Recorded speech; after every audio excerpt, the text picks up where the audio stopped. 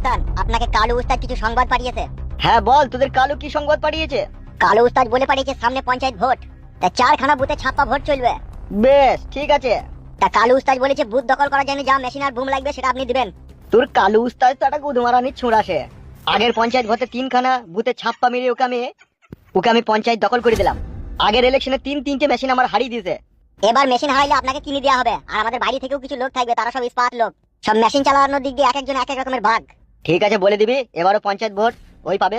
কিন্তু এখন আমি নতুন নতুন মাল তুলেছি, ঠিক আছে? একটু টাকা বেশি দিতে বলবি। নতুন মাল কি মাল নিয়ে নিছেন? ওটা ওইখানে দেখ তাকিয়ে, M60। ও একজনের হাতে ধরিয়ে দিল, একাই বুথ দখল করে নেবে। নেপালের মাল নাকি এসব? হবে নেপালের হোক আর চায়নার হোক, তো কত জানতে হবে না। বেশ ঠিক আছে গফর ভাই বলেন। পঞ্চায়েত ইলেকশনের আগের রাত্রিরে আমাকে জানিয়ে দিবি, আর বলে দিবি 4 লাখ টাকা আগে অ্যাডভান্স লাগবে। 4 লাখ কি 5 লাখ টাকা প্রথমেই আপনাকে দিবে ও। আপনি তাহলে কবে আসেন বলেন আমাদের ক্লাবে? আজকে একটা মার্ডার কেস আছে, আজকে তো আর যাওয়া হবে না, কাল সন্ধ্যার দিকে আমি যাবো। যা। আর গফর ভাই বলছি এইবার হাতে বাঁধা সুতলি বুমটা আমাদের 100 পিস মতো চাই। সুত লিলি গাড়ে ভরবি না কি রে বুকাচুদ? আমার কাছে সব এখন গ্রেড নাইট মাল আসবে। মাল ওটা চাবি টেনে একবার ছুড়বি তো এলাকা খালি হয়ে যাবে বে। তাই তো রে বাবা। ঠিক আছে তাহলে আপনি কালকে সন্ধ্যাবেলায় আসেন তো? অবশ্যই আসবো। ঠিক আছে তাহলে আসছি গফর ভাই। আচ্ছা ঠিক আছে, যা।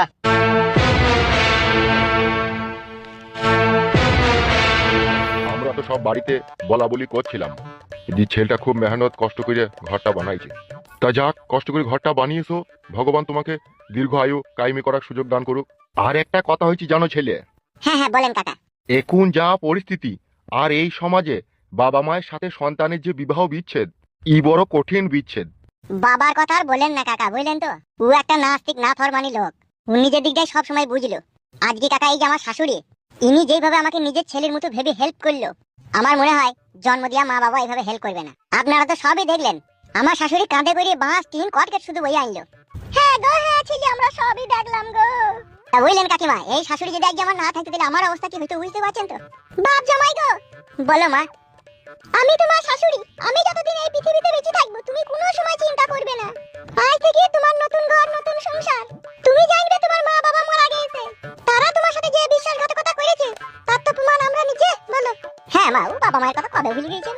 ওগো ছেলে, এই কলি যুগে বাবা মাই আগে পর হয়ে গেছে আর শ্বশুর শাশুড়ি আপন হয়ে গেছি। হ্যাঁ কাকিমা, সে তো নিজের চোখেই দেখতে পেয়েছি। তাহলে ফুটু ভাইপো, গোল গোল রসগোল্লা কবে খাওয়াবে? খাওয়াবো কাকা খাওয়াবো, আজকে সন্ধ্যেবেলাতে ইনি সবাইকে মিষ্টি খাবে এই পাড়ার লোককে। আমি আবার হলুদ মিষ্টি ছাড়া খাই না ভাইপো।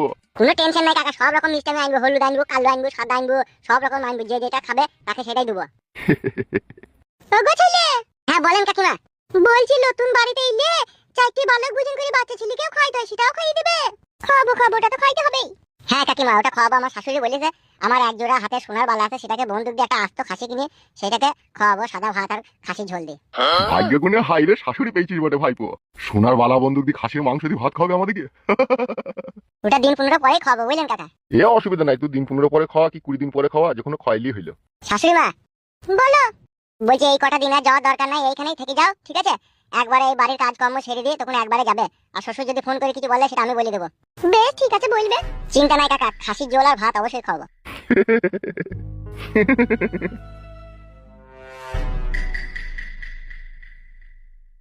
কি ব্যাপার কি রে লগেন, কেমন আছিস? এই কেমন আর থাকবো, আছি কোন রকম শাক সবজি খেয়ে বেঁচে। কেন শাক সবজি খেয়ে বেঁচে আছিস মানে? তা কি খাবো, কুরমা পোলাও খাবো নাকি? এটা তো তুরই কথা যে তুই ছেলে যখন বড় হয়ে যখন চাকরি করবে তখন তুই রোজ 1 প্যাকেট করে গোল্ড ফ্লেক্স সিগারেট খাবি, পায়ের উপরে পা দিয়ে হুইল চেয়ারে ঘুরপাকি মারবি। দূর কাদা, হুইল চেয়ারের গুষ্টির লাতার মারিবে আমি। শালা ছেলেটাই তো 12 বধূ হয়ে গেল। কি বলছিস তুই? যা বলছি ফেদা ঠিকই বলছি। ও শালা খান কি ছেলে 12 বধূর আমি বিয়ে শাদী দিলাম, আর আজকে ও সুইরের বাচ্চার কিনা আমি চোখের বালি হয়ে গেলাম। জানিস ভুন্ডল, শালা বৈদুর বাচ্চা বৈদু, তার বইয়ের সাথে তার মায়ের ঝগড়া হয়েছে, আর ও শালা বৈদু কিনা উল্টি মায়েরই দোষ দিচ্ছে। ও শালাকে আমি বাড়ি থেকে তাড়িয়ে দিয়েছি, চলে গেছে আমার বাড়িতে, ও আর নেই। তাই নাকি? কোথায় তাড়িয়ে দিয়েছিস? গেছে ওই শালা খাল পাড়ার ওইদিকে কোথায় জায়গা কিনে ঘর করেছে বলছি। কি বলছিস, তার মানে তোর বাড়িতে নেই তোর ছেলে? আর না নেই, আর ওর সাথে আমার কোনো সম্পর্কও নেই। তুই তো ছেলে বানা, তুই একটু বুঝি পারি নিজের কাছে রাখতে পারলি না? ও শালা বুঝলি তোকে বুঝাবো। ও শালা বউ পাগলা বিবির গোলাম, ও শালা শাশুড়ি মেগো। বলি না যতই হোক শাশুড়ি মায়ের মতো হয় রে। বানা ছোড়া মায়ের মতো হয়। শাশুড়ি যদি মায়ের মতোই হবে তাইলে কই ফুটু শাশুড়ি ফুটুকে বললো না যে গো বাপ এক বাড়িতে থাকতে গেলে টুকিটাকে একটু ঝগড়া অশান্তি হয়, তাই বলি কি তুমি ঘর বাড়ি ছেড়ে কোথায় যাবা? ওই কথা বলেনি? খেদা বলিছে সে মাগি ছাদে প্যাঁদে ঝগড়া লাগি তেনা কানি পুরি এক করে দিয়ে ছেলেকে আমার বাড়ি থেকে নিয়ে পালিয়ে গিয়ে ওই জায়গায় জায়গা কিনে ঘর বাড়ি করে থেকে গেল। সত্যি এখনকার ছেলেগুলাও সেই রকম, বউ পেয়ে শ্বশুর শাশুড়ি পেয়ে মা বাবাকে পর করে দিচ্ছে। তোর মারা ছেলে নাই, তুই মারা আরামে বেঁচে আছিস বুঝলি ভন্ডল। দুটো মেয়ে হওয়ার পরে আমার বউ বলছিল যে আর একটা ছেলে লিগো, ছেলে ভালো হবে। আমি বললাম ছেলে লিলি তোর মাঙে চটাম করে বেরিয়ে দেবো। মাং মারানি মাগি এখনকার দিকে ছেলেদের লিগে বাবা মায় জেল খাইছে, আর আমি ছেলের লিগে জেল খাইবো, ওই জন্য আমি ছেলে লিনি। ও ফাদা লিস নি, ভালো করেছিস, বেঁচে গেছিস। বেশ ঠিক আছে, তাহলে তুই বাড়ি যাচ্ছিস নাকি? হ্যাঁ, তোর বউ দিকে সবজি কটা দিকে রান্না বান্না করবে। বেশ ঠিক আছে, যা তাহলে আবার পরে দেখা হবে। হ্যাঁ হ্যাঁ বেশ ঠিক আছে।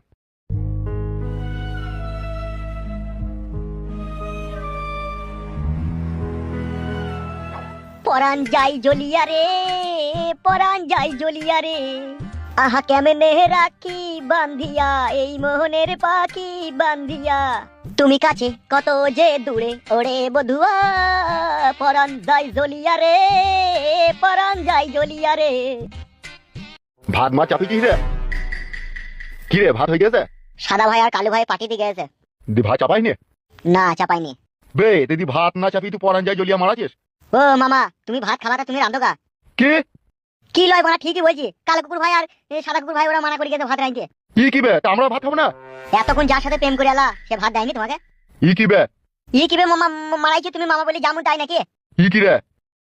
গান মারাইছি, নিজে সারাদিন প্রেম করে বেড়াবে, আর আমি মনে হচ্ছে আর কিনা চাকরেইছি, তাই ওকে ভাত রেঁধে খাওয়াইতে হবে। কি রে? কি রে মারাইছি, নিজে রেঁধে খাওগা। দাদা সুরের বাচ্চা, যেই মাঠে পানি নাই সেই মাঠে লিগেই তোকে জবাই করবো। করে দাও, তোমারই তো ভাগ্নি, জবাই করে দিলে তো তোমার কিছু হবে না, তাহলে করে দাও। বে শালা, তা তুই ভাতটা চাপাইনি কেন বে? মামা তুমি তো ভালো করে জানো আমি ভাত চাপাইতে পারি, ভাত পসাইতে পারি না, তাহলে ভাত গিলে হয়ে যাবে না? শালা বৈদু, তুই 14 বছর 7 মাস 21 দিন 6 মিনিট 36 সেকেন্ড বয়স তোর। আর এই বয়সে এখনকার যুগে ছেলেরা 3টি 4টি করে বিয়ে করে খুঁচাখুচি করছে। আর তুমি শালা আলগা হাতে 4টি ভাত চাপিয়ে পসাইতে পারবা না, শুধু গিলতে পারবা চাকাম চাকাম করে। মামা তুমি আমার সাথে এরকম পরের মতো ব্যবহার করছো বলো কেন? তো আগে তো তুমি কইতে না, ওই নারী বেগম মেয়েটা যেদিন থেকে প্রেমে পড়তো সেদিন থেকে তুমি আমাকে দেখতে পাইছো না, আমি যেন মনে হচ্ছে তোমার চোখের বালি হয়ে গেছে। তুই শালা আমার বালবে, শালা বালের ছোঁড়া। বে আমি প্রেম করি আর ঢেমনি করেছি যা করি আমি বুঝবো। তুই শালা অত বড় ছেলে 4টি ভাতও চাপাইনি? তুই শালা মানুষ না জানোয়ার বে। মামা তুমি নিজের মামা হয়ে তোমার এই ভাগ্নের উপরে এত জুলুম চাপাইতে তোমার বিবেকে আটকাইছি না? এখন আমি পাগল বে, এখন আমি ম্যাড বে। আমি যতক্ষণ না ওই মেয়েটাকে বিয়ে না করছি ততক্ষণ জীবনে আমার শান্তি নাই বে। আর যেই দিন ওই মেয়েটাকে নিয়ে আমি বিয়ে করে সুখে সংসার করবো সেই দিন তোকে আমার সাথে আমি আর রাখবো না। সেটা তোমার কথাবার্তাতেই বুঝতে পারছি। বুঝতে পেরেছিস ভালো, আমি ভাত চাপাইতে চললাম। তুই শালাকে এক মুঠো ভাত দেবো না আমি।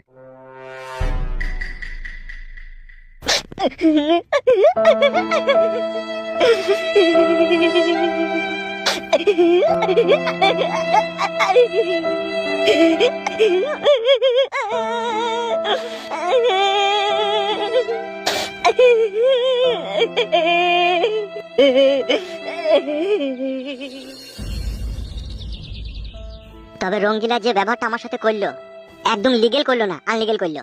তুই একটা ফেদা মুকুবে, কথাতে বলে ও ধুন ধুতে ধুতে ধুন চলে গেল, আবার কথাতে এটাও বলে ও ধুন পেলাটা ধুন তুমি ধুলা কেনে। মানেটা বুঝতে পারলাম না। বড়া বুঝো, এরের ডাক বুঝো তুমি? এরের চুল কপালি ছোঁড়া।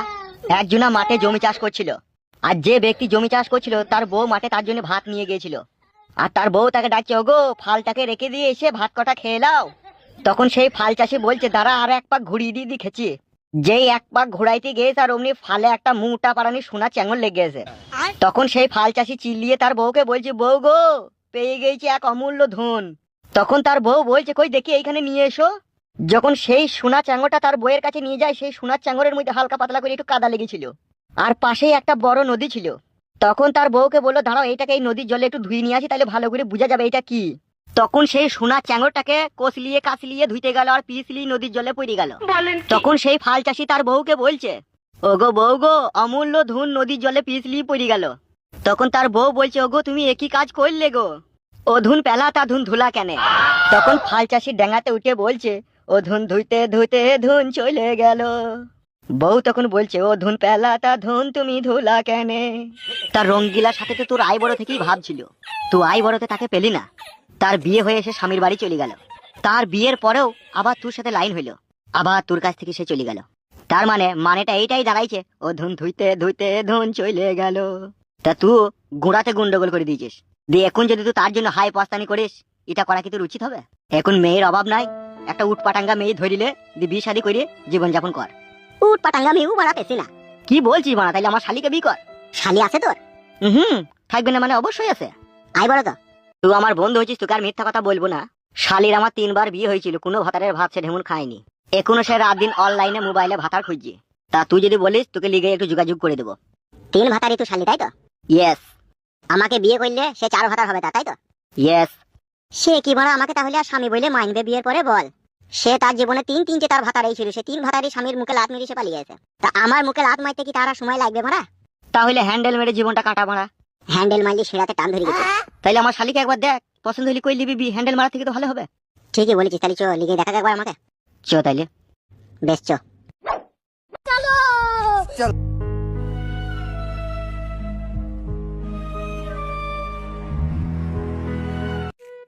হ্যালো, কি হয়েছে কি গো?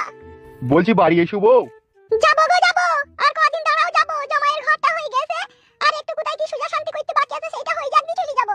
বুঝতেই তো পারছো বউ, এখন কনকনানি শীত পড়েছে, লেপের ফাঁক দিয়ে হাওয়া ঢুকছে, তুমি নাই বলে ল্যাপ গরম করতে পারছি না। বুড়ো বয়স আবার ভীম রুটি। ও কথা বলে না বউ, কবে আসছো বলো।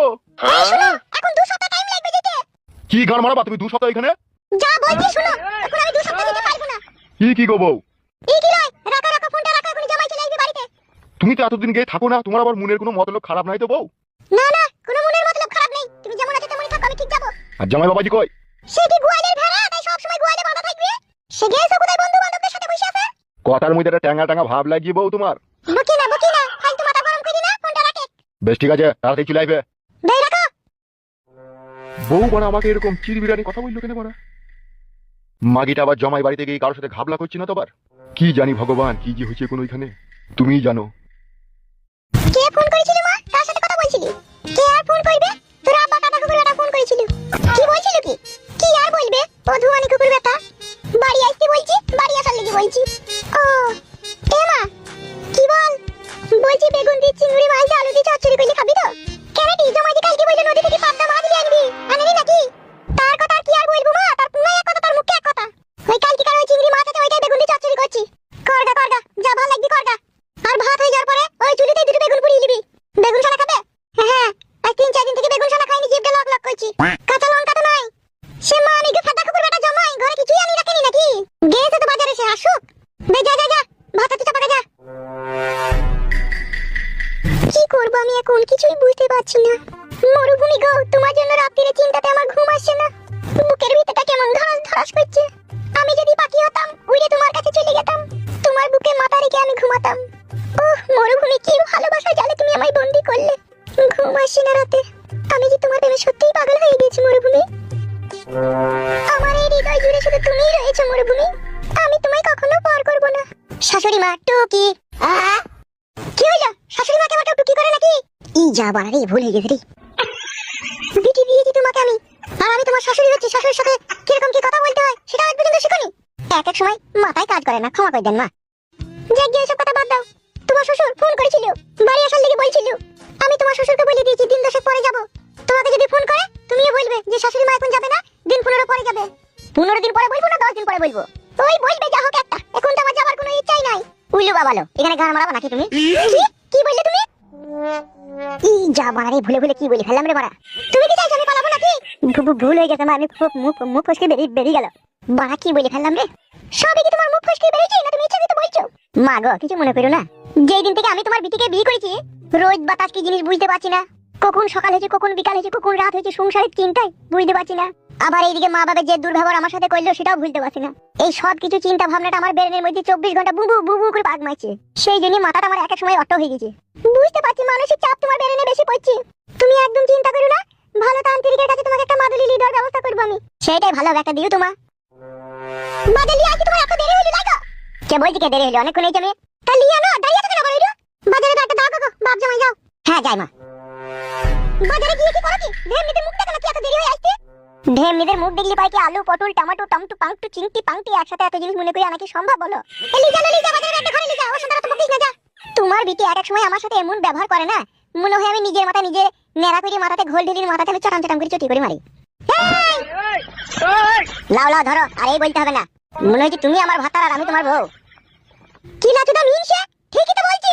ও মা দেখো, আবার মাথা গোলমাল করে দিচ্ছে, মানা করো। এই ছুরিটা খুব ইতে লেলো, বাজারে ব্যাগটা লেলো। তোমার লেগে বউ, আমি 1 লিটার কেরাসিন খাবো, তুমি যা ব্যবহার করছো আমার সাথে। খেলা না খেলা, এই বাজারে ব্যাগটা লেলো, কথা বলিস কেন তো? নুন আনতে বলেছিলাম, নুনটা কই? নুনটা তো বলনি তুমি। বলিনি, বললাম না একটা টাকা নুন নেবে। বে যাও লিয়াঙ্কি যাও, তো বলতে হবে না। ভাগ্য গুনে ভাতার পেয়েছিলাম রে আমি, হাই রে ভাতাটা ওরে ভাতার। আমি তোর ভাতা লয় রে, আমি তো তোর কিনা গোলাম। জালা ঘরে নিয়ে জালা বাজাটা, তুই আর কি বুঝবি মা বল। এগুলা কেমন কথাবার্তা হয়েছে তাহলে শাশুড়ি মা? আমি বুঝি না লাইলা, তুই কি আমার মুখ দিয়ে হয়েছিস না তোমার গায়ে দিয়ে হয়েছিস? জমাটার মাথায় এক এক সময় কাজ করছিস না, তা তার সাথে অত কথা বলার কি দরকার? বাজার হাটে দিলে তো রান্নাটা করগা। তুই বললি তো নুন আনতে গেছিস। আরে দেখো তোমাকে বলছি শুনো, তোমাকে রাত্রিরে মজা বুঝাবো আমি। এ যা রে বড়া যা, রাত্রিরে এক পতিলা গরম পানি করে আমার গায়ে ঢেল দিবি, যা পালাতে কোন যা। কি লাটুদা মিনছে? শাশুড়ি মা গো, কি যে সুমন্তার সুকুকুরের গু আমার গলায় ঝুলিয়ে দিলা, আমি আর কিনতে কুল বেছি না। বকুলা নুনটা লিয়ে নাও যাও। হ্যাঁ তাতে যেতে হবে, নালে তোমার যাবার মেয়ে পতিলাই করে টাকাম করে মারবে, আমার মাথায় চাঁদে ফুটে করে দেবে।